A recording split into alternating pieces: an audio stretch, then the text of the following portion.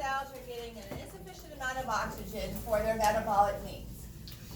The different terms that we use to classify it, whether we're talking about stagnant or hypoxic hypoxia or hypemic hypoxia or histotoxic hypoxia, all of those have to do with the causes. So we can be at high altitude and not be able to have enough oxygen available to our tissues, or we can be at 21% oxygen and have pneumonia and not be able to get enough oxygen diffused across, or have anemia and not be able to, nothing wrong with the lungs, but we don't have enough iron or hemoglobin to transport the oxygen. So those are the different causes that we're looking at, all right? So hypemic hypoxia has to do with the problem of getting the oxygen to the tissues via the hemoglobin. So various types of anemia. So you have pernicious anemia, you have hemorrhagic anemia. So you don't have enough hemoglobin to get an adequate amount of oxygen transported. But look at the other definition. Inability of hemoglobin to bind oxygen or to release what it has bound. What did we just talk about? That would be classified as hypemic hypoxia because of its effect on hemoglobin. Carbon monoxide poisoning, okay? So with carbon monoxide poisoning, you can still have an adequate amount of the air in the gas in the proportion of oxygen in the air that you're not gonna, if you didn't have the carbon monoxide in there, you would be just fine, okay? There are plenty of tragic cases of carbon monoxide poisoning because it doesn't have an odor, all right?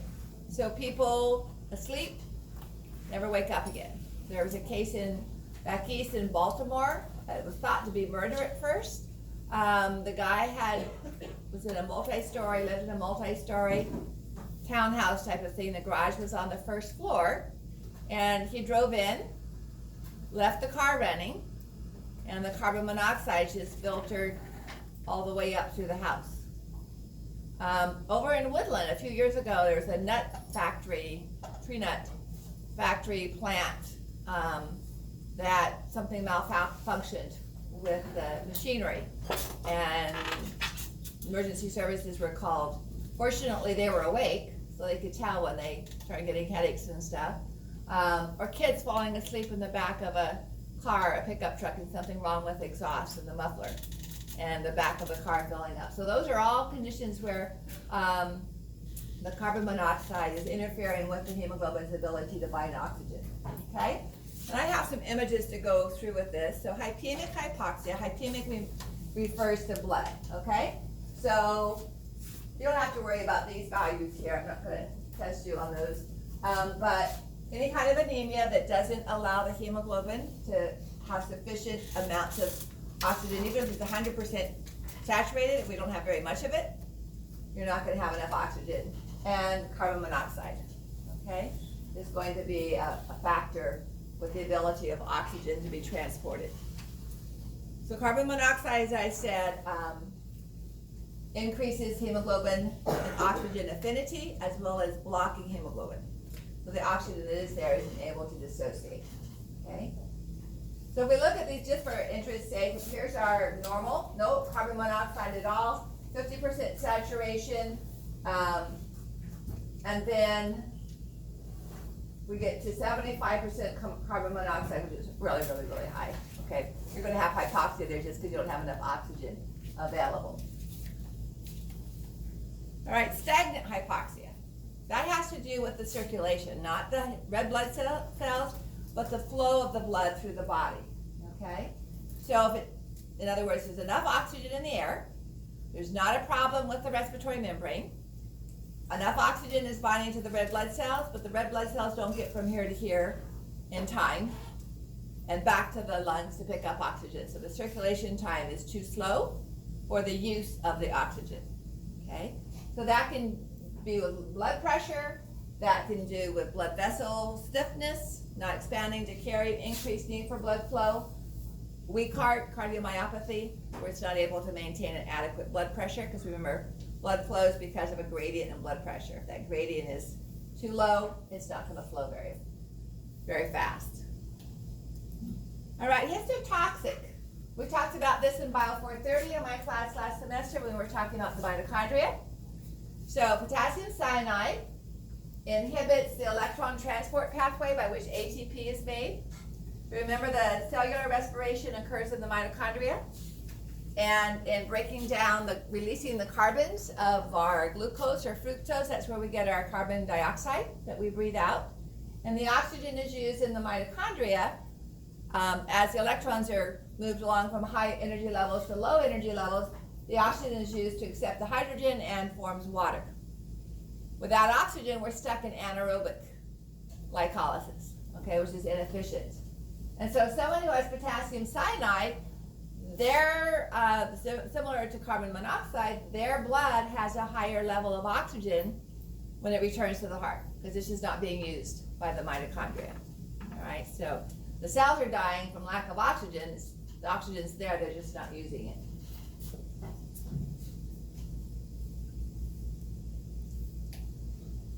So what most people are aware of when they talk about hypoxic hypoxia is normal.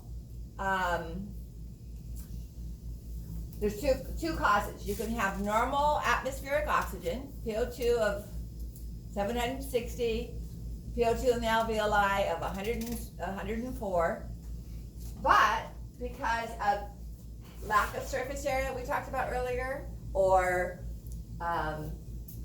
problems with perfusion, there's not enough oxygen moving from the alveoli into the blood, all right? The other cause is not enough oxygen in the air.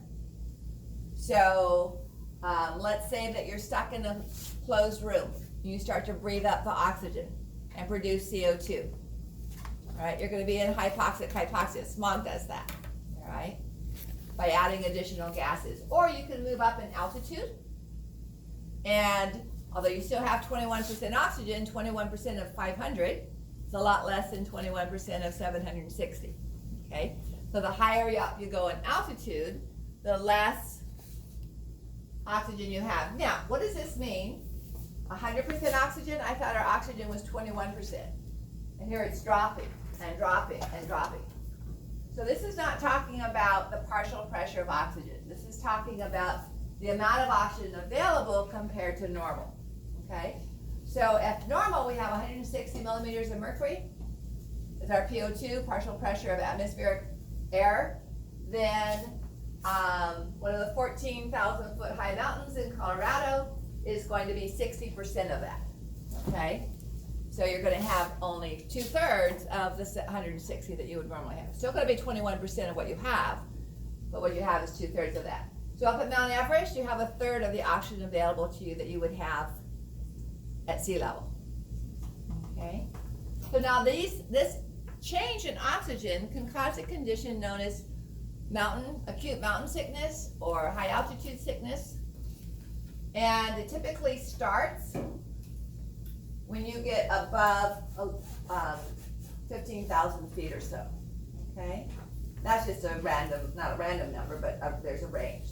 So even up to 8,000, you can have a PO2 of over 90, which is enough to saturate your hemoglobin, okay? At least pretty close, 95% saturation. So I always think I'm being lazy when I move back to Colorado for the summer, because I take 2 to 4 hour, 5 hour naps every day. My husband goes off to work and I go back to bed. And then after about 3 weeks, it's like, I have been home for 3 weeks and I haven't gotten a single thing done. I'm going to go run every morning, and all I do is just crawl back into bed and go to sleep again. And my sister-in-law used to live there. She said, yeah, it took me 3 months to unpack, because I'd unpack a few boxes and then I'd go lay down and take a nap. So it has to do with the amount of oxygen available. You just don't realize it. Everybody tells you to drink a lot because it's very dry there, but you also don't have the oxygen available to provide the saturation that you normally would have. So the body does acclimation. One of the things it does to acclimate to lower amounts of oxygen is to make more of a particular hormone. What's the hormone involved in increased red blood cell synthesis? EPO. EPO, erythropoietin. When we move into the urinary system, the kidneys produce that. And so one of the processes, there's just redistribution of blood flow and a lot of other things go on, but one of the processes that takes a few days, weeks, is the increase in red blood cell production. Why does that make sense? If I have 10 red blood cells, okay, 5, I'm gonna draw 10, and I can saturate, because I'm at higher altitude, I can saturate 3.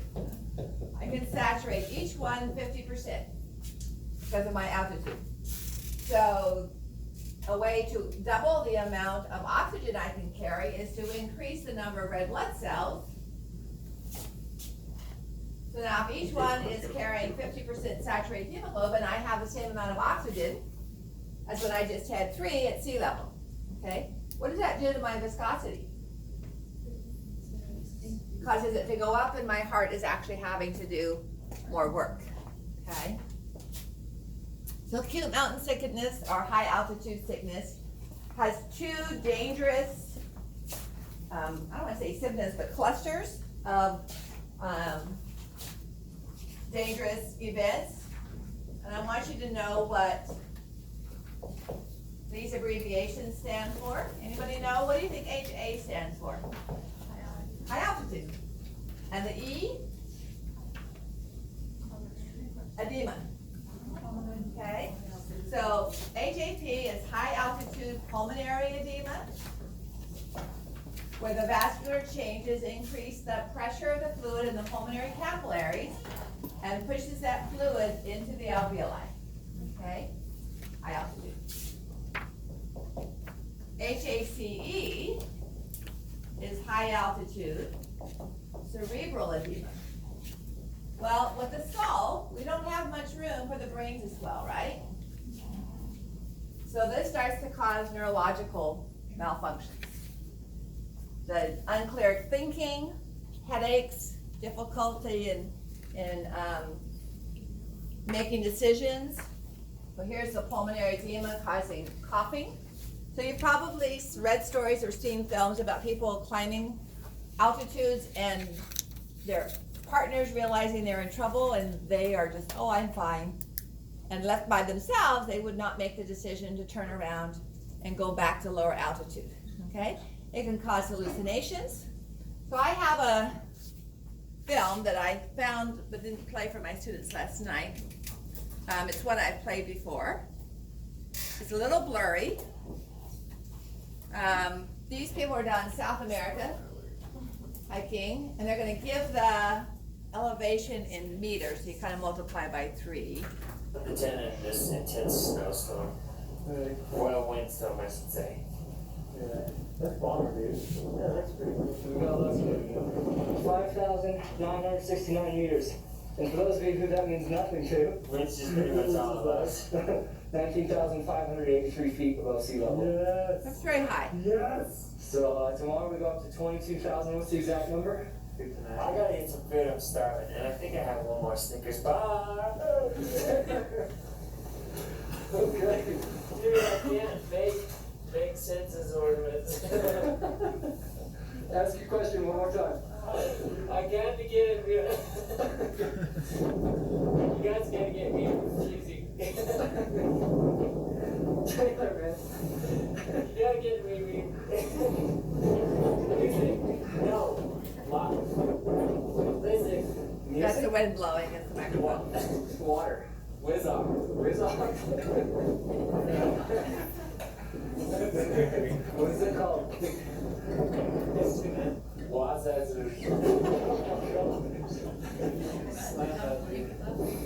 So Broca's area, he hears what he says and he knows it's the wrong sound, all right? But he's not be able to put the sequences of motor innervation together to get the right sounds. I need to get some new music. I need some drugs or drugs. Diamox? Yeah. Yeah. What do you think? Do you have any other symptoms besides slurred speech?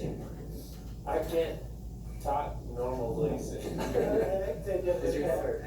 No. Are you dehydrated? Do you feel thirsty? I kind of need Food. You're hungry. a lot. Yeah. Yeah. So this is actually a serious condition, okay? And they need to move him down before he loses the ability to walk on his own, and then they've got the extra effort to move him down. So, this can result in death, pretty quickly. It doesn't have to, but this has nothing to do with whether the individual is fit or not, okay? Their cardiovascular fitness or muscular fitness doesn't have anything to do with that. It's a peculiar response of how their body, changing its cardiovascular, the movement of fluids, trying to adjust to provide adequate oxygenation. And so different people respond differently. Taking acetaminophen the night before a high climb can sometimes help, but what helps the most, now I hope they spend some time at what they call base camp, where they'll stay there for 2 to 3 weeks, and what that allows is the heart to adjust to the change in flow. It allows for this increase in red blood cell production to occur, all right, and that takes different times for different people. So the armed forces, Army, and mostly Army has done a lot of research with this because they have the 10th Mountain Division in Colorado that started with World War II, and so their soldiers have to be different kinds of conditions all over the world. So they've done a lot of research into how to treat this and how to prevent it. But just seeing him, he knows he's not saying the right thing, but it's still, people sometimes aren't even aware that they are in those, and someone else has to say, okay, you gotta turn around and go back. So there've been a lot of people that camp overnight and don't wake up in the morning, or have a heart attack while they're on the trail, because of these changes in the stress on the heart, okay? So while you don't need to memorize the symptoms, I want you to know what those abbreviations mean. And again, it's not completely understood what causes these conditions, but just for interest's sake, here are some of what's thought to happen, that the body is attempting to respond to the changes and provide enough fluid to still continue the oxygen transport. But then that also causes the loss of fluid into the cells as that pressure increases. Okay?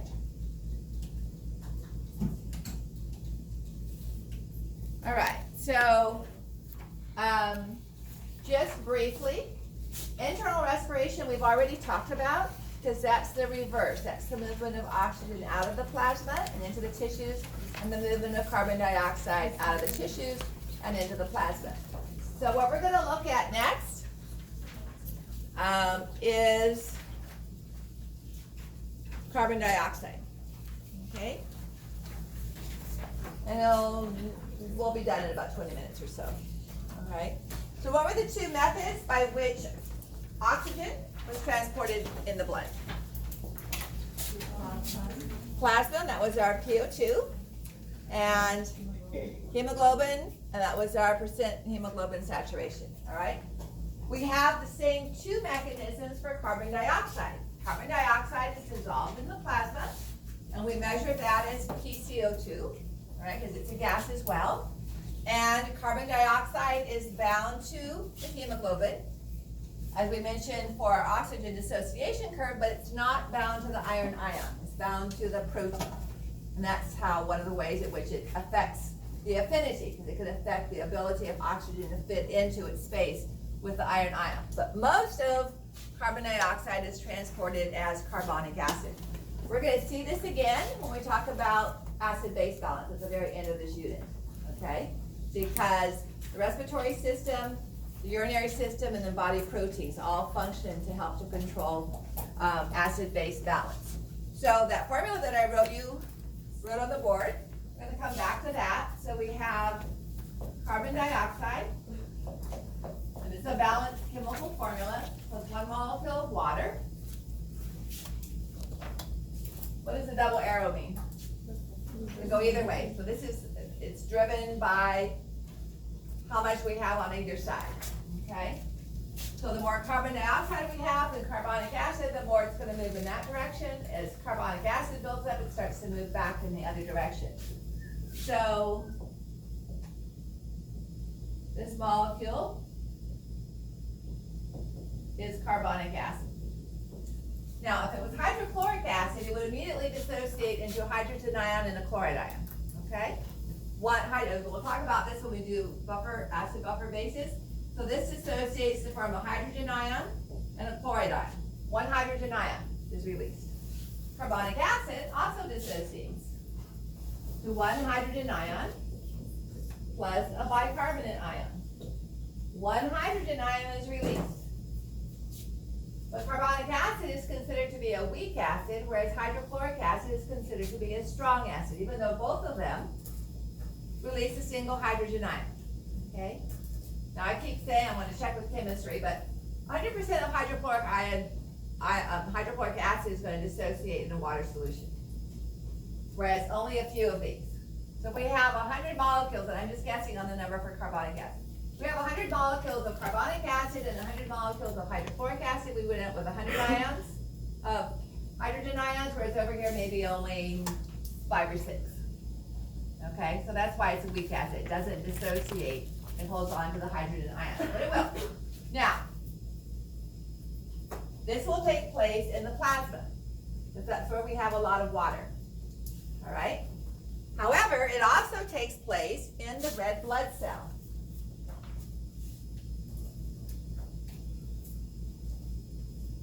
Because it goes a little bit faster there, because in the red blood cell we have an enzyme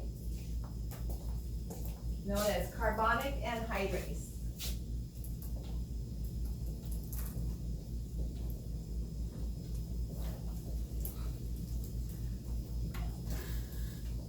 And that increases the rate of that reaction. All right, so while carbonic acid is formed in the plasma, it occurs more rapidly inside the red blood cell. And we're going to see next week that the enzyme carbonic anhydrase is also present in the brainstem, and it has a role to play in the regulation. That's supposed to be a red blood cell there. Has a role to play in the stimulation of breathing. Okay. Now,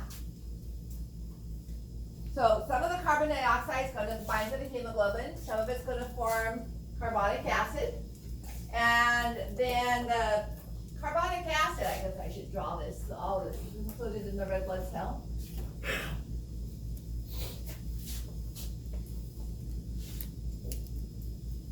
The bicarbonate ion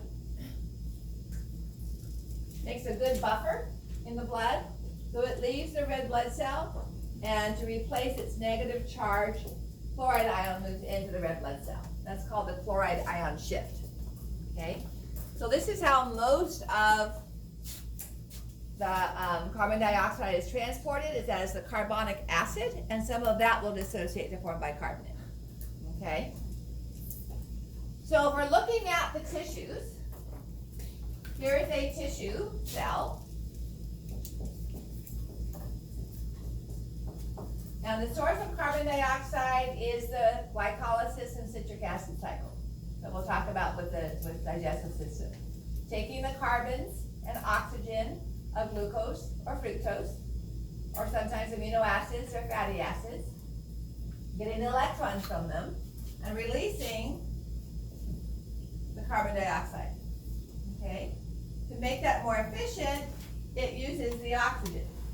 So this is what we talked about as cellular respiration, the mitochondrial activity here. All right, we know where the oxygen comes from. Now, the carbon dioxide getting into the bloodstream can dissolve as in the plasma as carbon dioxide.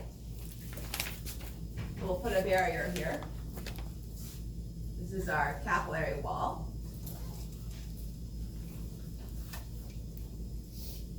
And so the carbon dioxide, where it's dissolved in and amongst the water molecules, is our PCO2. And as the capillaries move through the body and pick up tissue, the PCO2 of our blood reaches an average maximum of 45 millimeters of mercury. Okay? As that builds up, it's going to drive carbon dioxide into the red blood cell, where it's going to bind to hemoglobin, and it's going to interact with water. Okay? Now, some of this will react with water out in the plasma.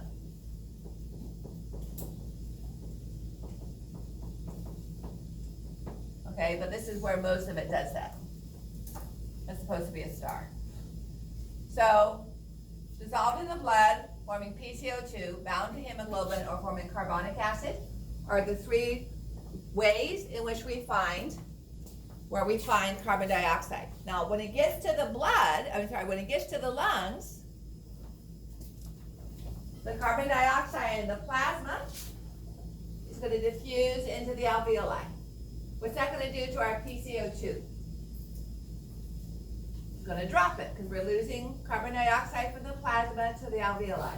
As that drops, the carbon dioxide that is bound to hemoglobin is going to come off the hemoglobin, move into the plasma, and diffuse into the alveoli. As that happens, this starts getting driven this direction. Hydrogen ions are going to recombine with carbonic acid to recombine with bicarbonate to form carbonic acid, which dissociates to form carbon dioxide and water, and that now leaves the red blood cell, moves into the plasma, and is available to move into the alveoli. Okay? So all of this that I've drawn here takes place in the capillaries of the tissues, and the reverse takes place when that blood flow gets to the lungs. Okay?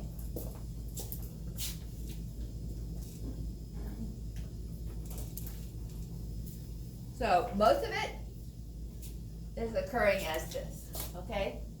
The red blood cell and some of it in the plasma, but most of it is carbonic acid. All right, so your last question, we'll stop lecture here. Back to our ventilation perfusion relationship is what that's talking about.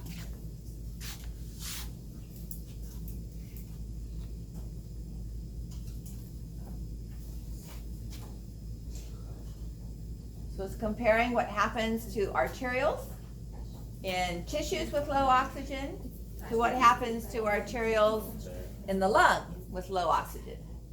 Okay? Again, think about the purpose. In the tissues, we're trying to deliver oxygen. In the lungs, we're trying to pick up oxygen.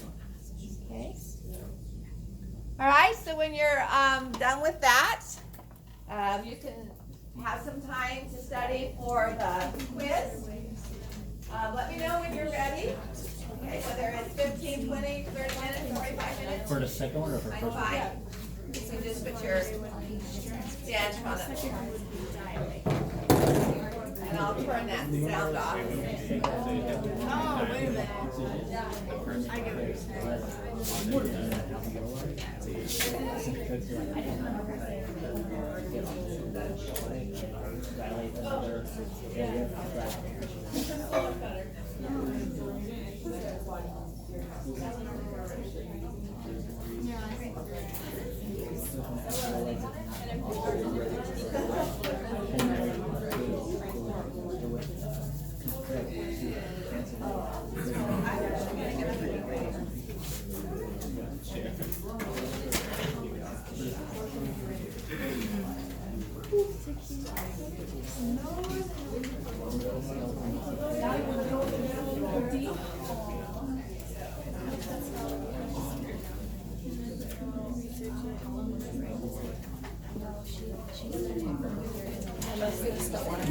Oh, yeah. I'm sorry.